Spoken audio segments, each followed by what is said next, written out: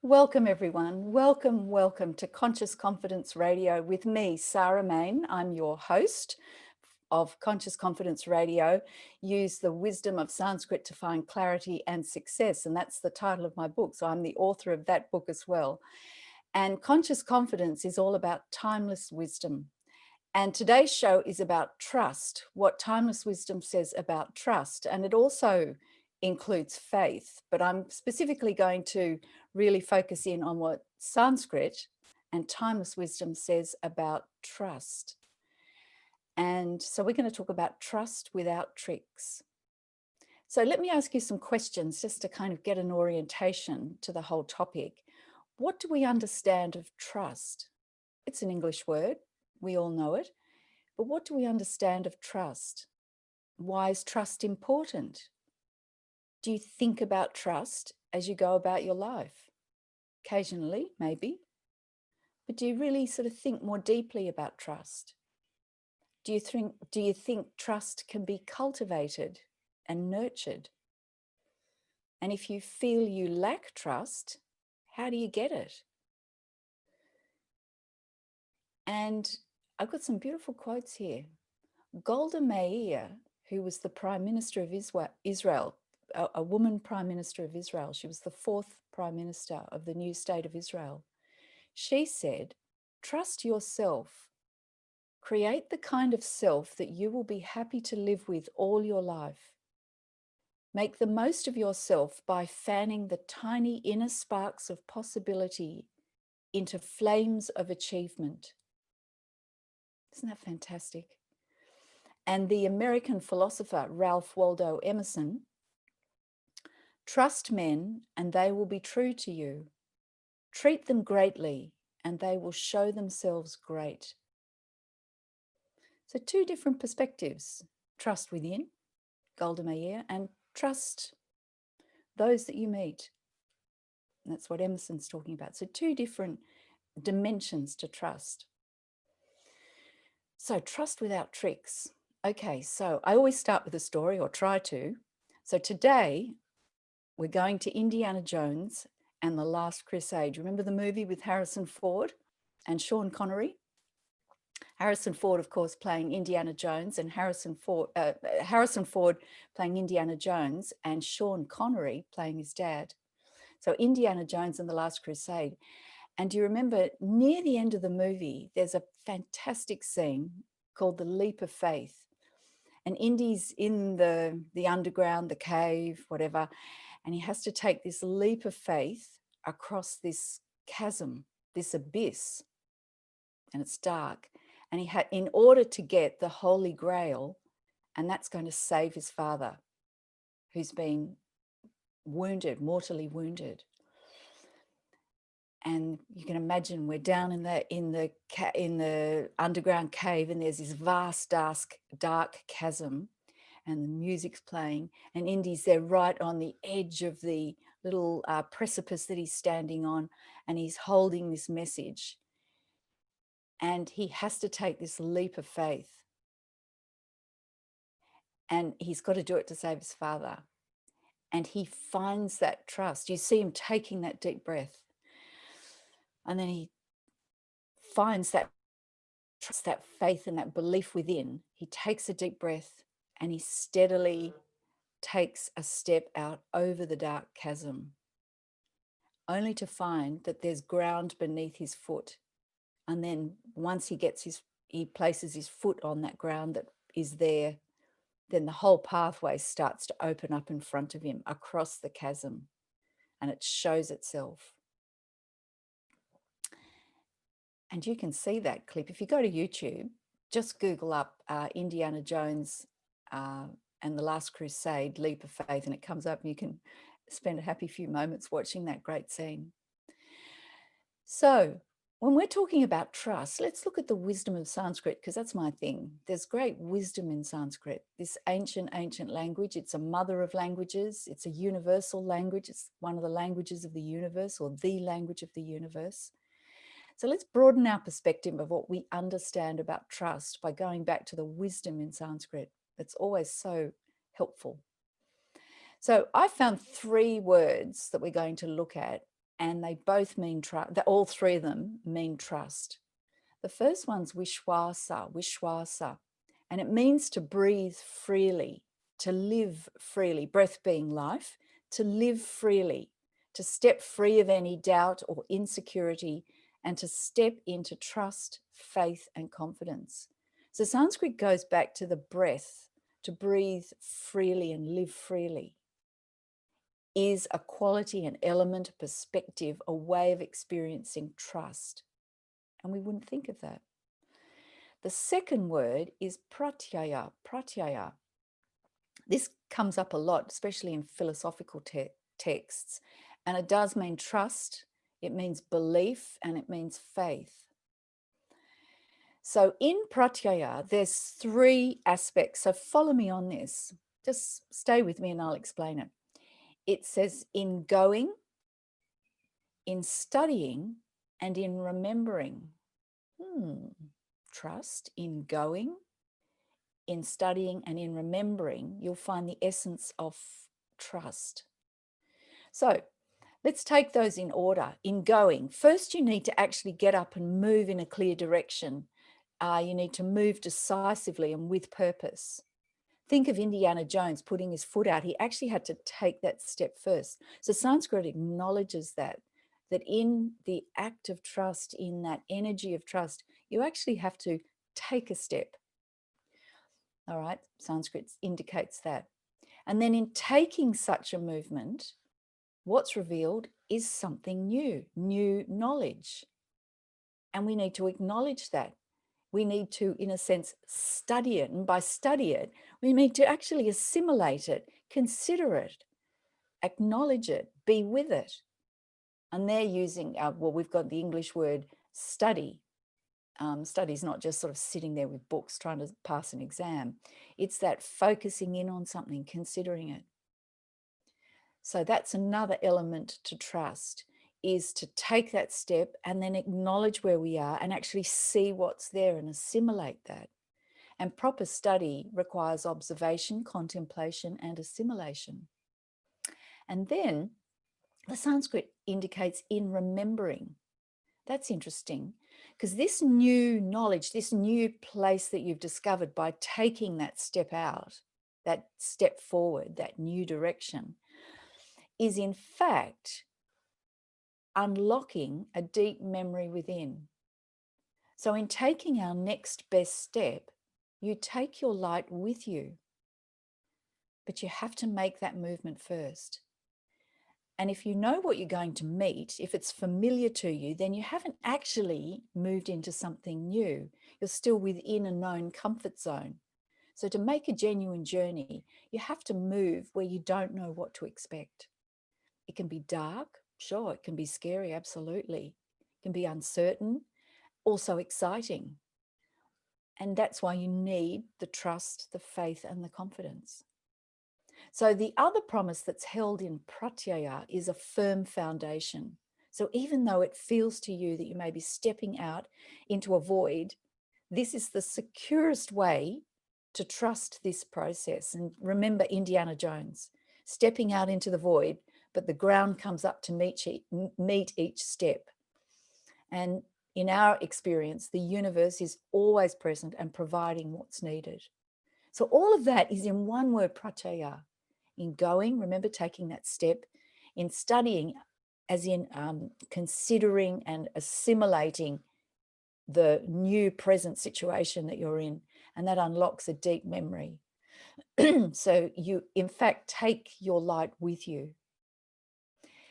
And you can't trust that which you already know. If you already know it and you've fully assimilated, it is trust, but you don't have to engage in an act of trust if you already know it, because you don't need to trust it.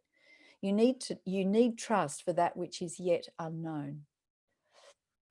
And the final word, so we've had Vishwasha, breathing freely, then the moving forward, assimilating where we are, the new knowledge, the study as it were, and then the unlocking the memory is Vishrambha. And that's letting go of the ties that bind you, the known, the secure, the comfort zone, the comfortable, the familiar. And this is an act of trust and faith and stepping free, letting go of the ties that bind you. So Sanskrit has all of that. When they talk about trust, you get the full impact of those three elements. So bringing it all together, Vishwasa is freeing. It's a freeing act, not a binding one.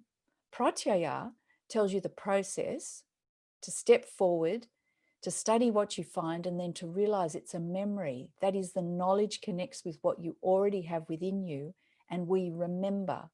And that memory makes this new knowledge available to ourselves. So it's not separate from us.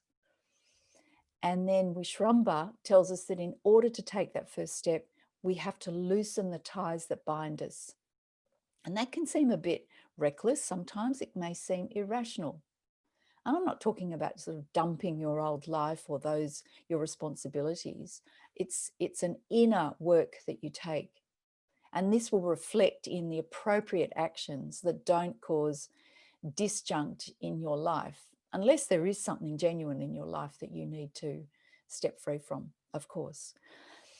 And so that's what Sanskrit says. And we're going to take a short break soon. And then we're going to come back and I'll tie it all together and give you an actual practical process or a practice that you can use to discover trust in action, trust without tricks. And it's coming right from that Sanskrit, from breathing freely, living freely, the taking the step forward, and then loosening the ties that bind us. And I'll leave you with a statement before we go to break. And it's padam padam prati padam arhati iti prati padikam. That's Sanskrit, step by step. And at every step stands waiting that which is needed for that step. So we'll see you soon after the break.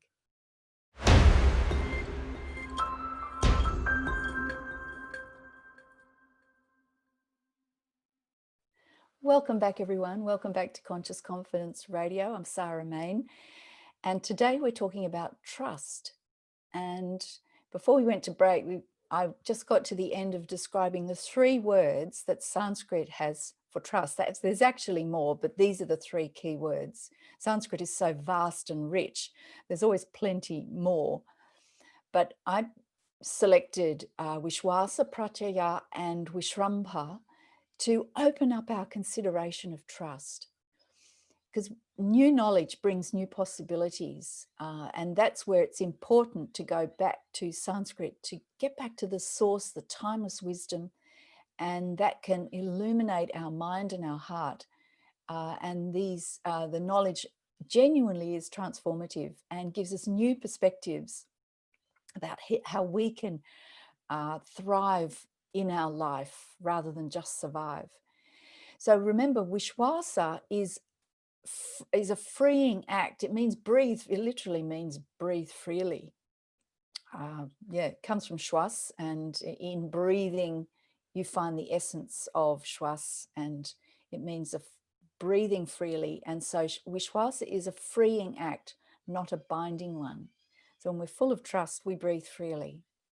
Then the second aspect is Pratyaya. Remember, that had a threefold element: stepping forward, and then studying what we find. And that doesn't mean sitting there with books necessarily. What it means is considering, acknowledging, being present with, and then assimilating what we find when we step forward, because it'll be new knowledge. If it's not new knowledge, in a sense, then we're still within a comfort zone.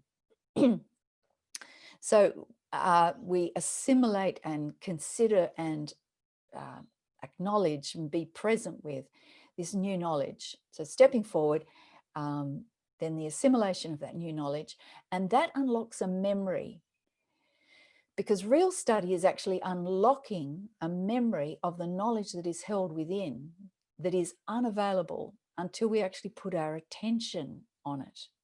And then it unlocks a deep memory and it makes it available to us. That knowledge then is available to us. It is unknown and therefore unavailable until we have that moment of acknowledging and assimilation. One way in Sanskrit, it's described as in studying. So studying is not just remembering facts.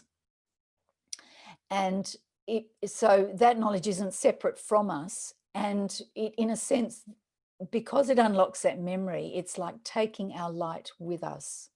In fact, when we step forward, it seems like we're stepping into the dark, but we're taking our light with us. And then Vishrampa is letting go of the ties that bind us. But we have to step forward first, and then there's a loosening of the ties that bind us. And that can seem irrational. And in terms of our normal life, stepping into the new is a bit irrational. But we need that to genuinely open up new avenues, new opportunities, new vistas. Now, in Sanskrit, I left you before the break with a beautiful ancient saying, and it goes like this in Sanskrit: padam padam prati padam arhati iti prati padikam. And that means padam padam means step by step. And the whole statement means step by step, and at each step stands waiting that which is needed for that step. So think of a road in the dark, and at regular intervals along the road are lampposts with a light. So in between each lamppost is darkness, but that's okay, because as long as you just step with trust, faith and confidence towards the first lamppost, that's all the light you need. And then at each step is waiting that which is needed for the next step. And then you move to the next lamppost, and then the next lamppost. And there's always enough light to get you from one to the other. And that's an act of trust. And of course, we know from things we've attempted in our life, we always get to our destination if we follow that process. But it does take trust, and that's a strength. So I hope that sort of got you thinking about trust. That's trust from the timeless wisdom of Sanskrit that's actually in the very language itself. I just took 3 words. I didn't give you a whole big slab of some ancient text.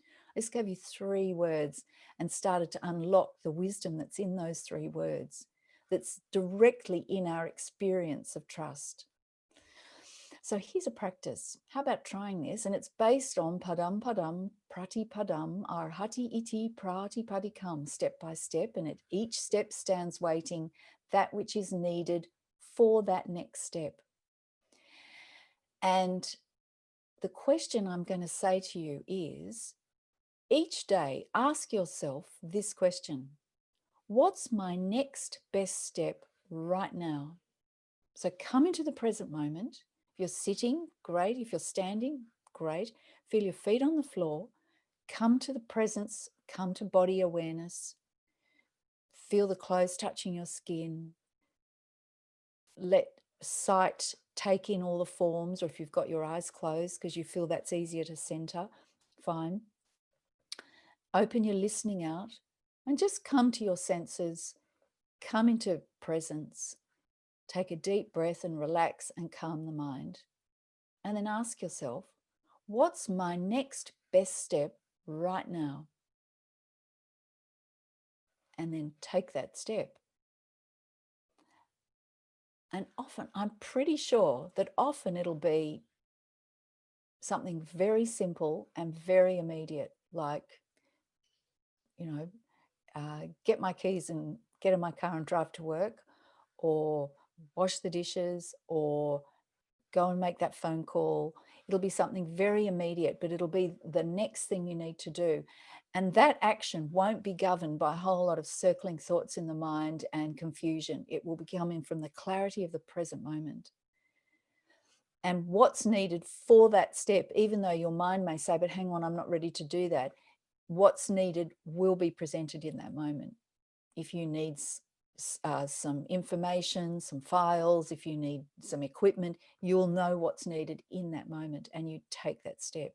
Try this out deliberately and intentionally. Trust me, just stop and ask yourself, what's my next best step right now? And then take that step. It's utterly transformative. And you'll find you can be incredibly productive and opens up all new possibilities if you proceed in that way, rather than just action and reaction based on a whole lot of circling thoughts that we have habitually in our mind.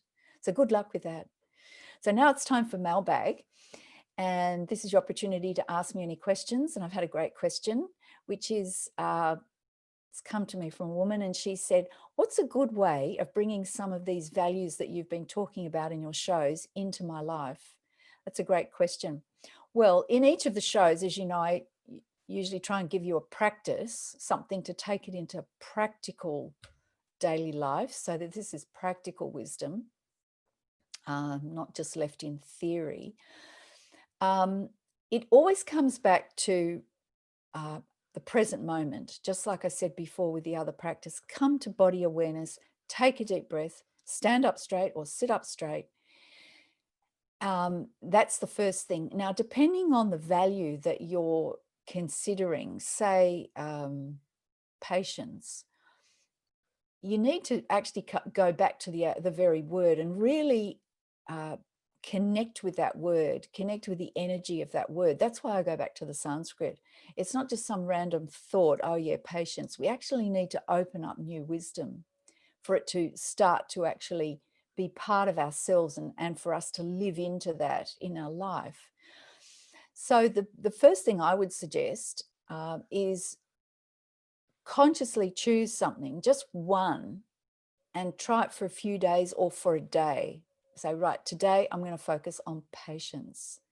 I'm sure there's other things that will come in, but I'm going to focus on patience, and start asking yourselves questions. What do I know of patience? What does patience mean to me?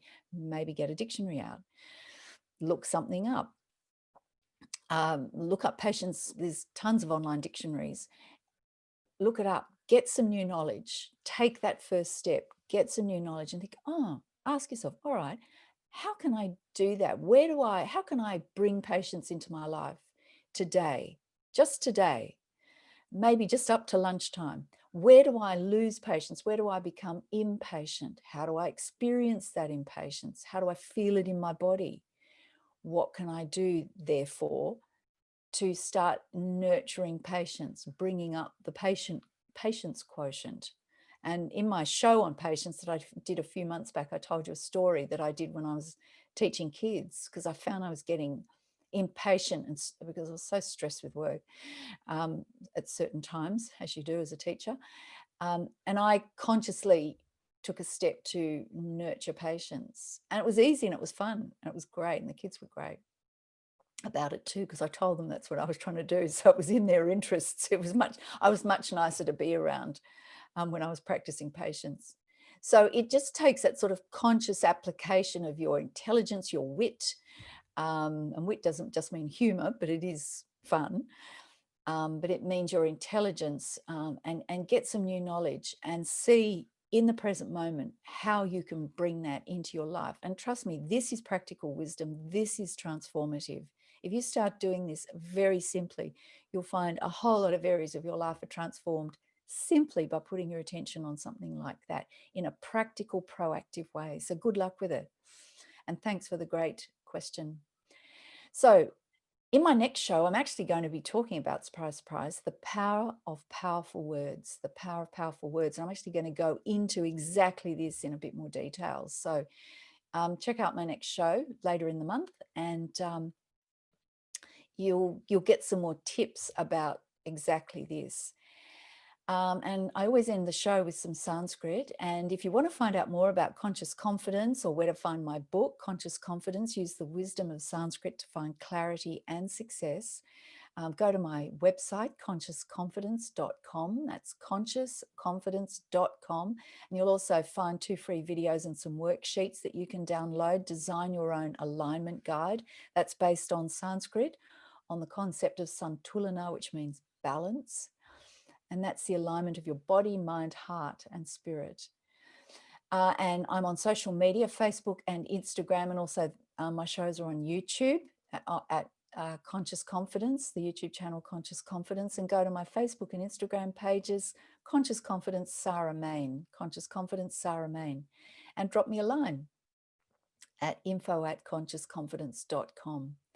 And I always end with some Sanskrit, and today it's a beautiful prayer, and it goes like this: lead us from the unreal to the real, lead us from darkness to light, lead us from fear of death to knowledge of immortality.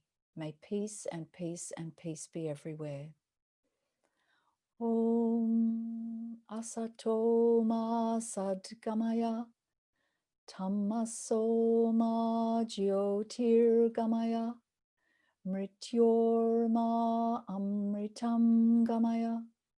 Om Shanti Shanti Shanti. And we'll see you next time. Thanks.